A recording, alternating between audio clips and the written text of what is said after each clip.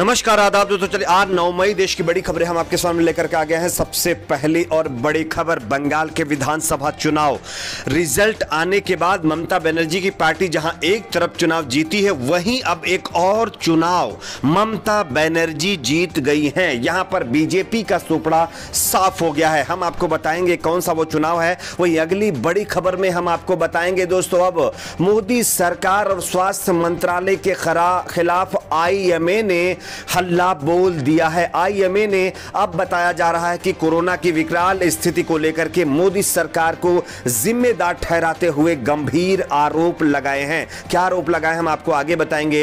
वहीं अगली बड़ी खबर दोस्तों, देश में बढ़ रहे कोरोना संक्रमण को लेकर के कांग्रेस पार्टी की तरफ से केंद्र सरकार को एक सुझाव, साथ ही साथ कई बड़े हमले। हम आपको बताएंगे कि क्या कहा है कांग्रेस पार्टी की तरफ से कहा गया। हम आगे अगली बड़ी खबर में आपको बताएंगे दोस्तों, जहां आज पूरे देश में लगातार कोरोना से हाहाकार मचा हुआ है, लोगों को ऑक्सीजन बेड और एम्बुलेंस नहीं मिल पा रही। वहीं बीजेपी के एक नेता 100 के करीब एम्बुलेंस के साथ रंगे हाथों पकड़े गए हैं। इनके पास एम्बुलेंस छिपा करके रखी गई थी। कहां का यह मामला है, आगे हम आपको इसकी भी जानकारी देंगे। वहीं अगली बड़ी खबर में हम आपको बताएंगे दोस्तों, कोरोना वैक्सीन को लेकर के जहां देश के लोग लगातार सड़कों पर भटक रहे हैं, लाइन लगा लगा करके परेशान हो रहे हैं, वहीं किस तरह से उत्तराखंड के अंदर बीजेपी नेताओं के बेटों को बिना पात्र होने के बावजूद भी कोरोना वैक्सीन दी जा रही है, इसकी एक और तस्वीर सामने आई है। इसके बारे में भी हम आपको बताएंगे। वहीं अगली बड़ी खबर,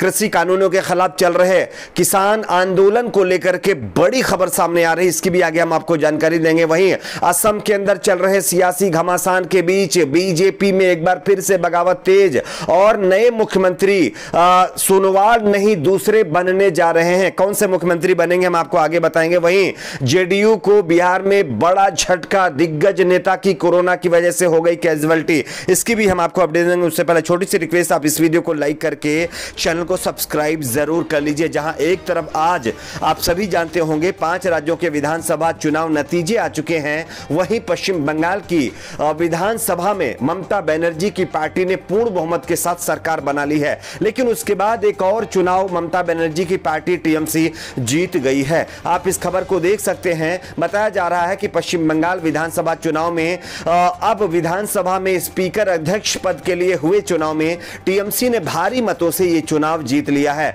वहीं बीजेपी ने हालांकि इस चुनाव का बाइकआउट किया था, लेकिन बीजेपी किसी भी हालात में यह चुनाव नहीं जीत सकती थी। बीजेपी को यह डर था कहीं इस चुनाव में उनके नेता टीएमसी के फेवर में वोट ना कर दें, इसलिए बीजेपी ने इस चुनाव का बाइकआउट कर दिया था। और अब टीएमसी ने पश्चिम बंगाल के विधानसभा स्पीकर पद का भी चुनाव जीत लिया है। तो यह ममता बनर्जी की पार्टी के लिए एक अच्छी खबर है। बात करते हैं अगली बड़ी खबर की। अगली बड़ी खबर दोस्तों, आईएमए यानी कि इंडियन मेडिकल एसोसिएशन ने यानी केंद्र की मोदी सरकार और स्वास्थ्य मंत्रालय की जमकर आलोचना की है। आप इस खबर को देख सकते हैं। इंडियन मेडिकल एसोसिएशन यानी आईएमए ने कोरोना की स्थिति से निपटने के लिए सही कदम ना उठाने को लेकर के केंद्र सरकार की जमकर आलोचना की है। एक पत्र जारी कर आईएमए ने देश भर में एक साथ लॉकडाउन की वकालत की है। अपने पत्र में आईएमए ने कहा है कि कोरोना संक्रमण की चेन को तोड़ने के लिए अलग अलग राज्यों में लॉकडाउन लगाने के बजाय केंद्र सरकार को देश भर में एक साथ लॉकडाउन लगाने की घोषणा कर देनी चाहिए।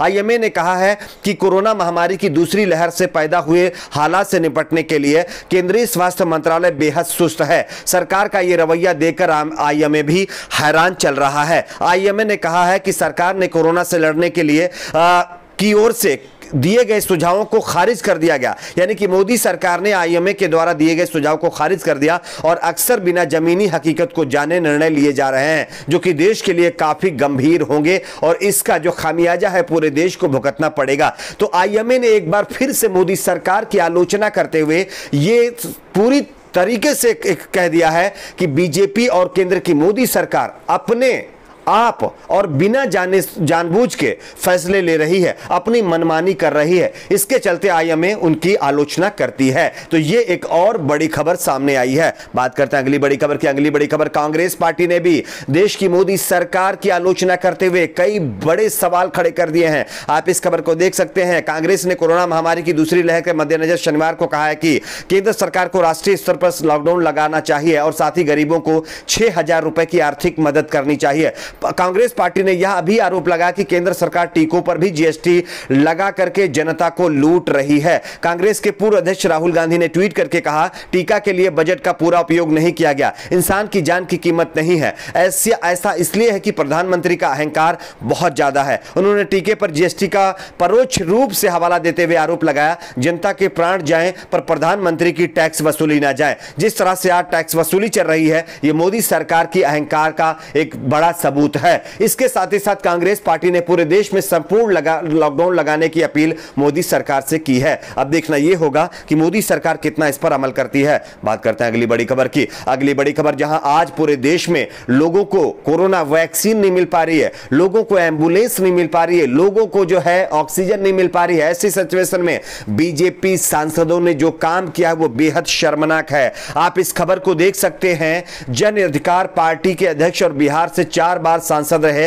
राजेश रंजन उर्फ पप्पू यादव ने बीजेपी सांसद राजीव प्रताप रूडी के खिलाफ महामारी अधिनियम के तहत प्राथमिकी दर्ज कराने की मांग की है। दरअसल बिहार के अंदर जिस तरह से एंबुलेंस न मिलने की वजह से लोग अपने घर वालों की बॉडी अपने कंधे पर लाद कर घर तक पहुंच रहे हैं, वहीं बीजेपी के एक नेता के घर पर 60 से ज्यादा एंबुलेंस पकड़ी गई हैं। आप इस खबर को देख सकते हैं। दरअसल जानकारी के मुताबिक पप्पू यादव ने शुक्रवार को सारण में रूडी के यानी कि बीजेपी के सांसद राजीव प्रताप रूडी के घर से लगभग 30 से ज्यादा 60 के करीब एम्बुलेंस को पकड़ा है, जिनको बताया जा रहा था कि सांसद निधि से खरीदे जाने के बावजूद व्यक्तिगत क्षमता के तहत एम्बुलेंस को छिपा करके रूडी के घर के पीछे वाले एरिया में रखा गया था। तो आप खुद समझ सकते हैं कि बीजेपी के नेता किस तरह से जनता को इग्नोर करके अपने फायदे के लिए चीजों को छिपा कर रख रहे हैं। खैर, गोदी मीडिया इस चीजों को आपको नहीं दिखाएगी,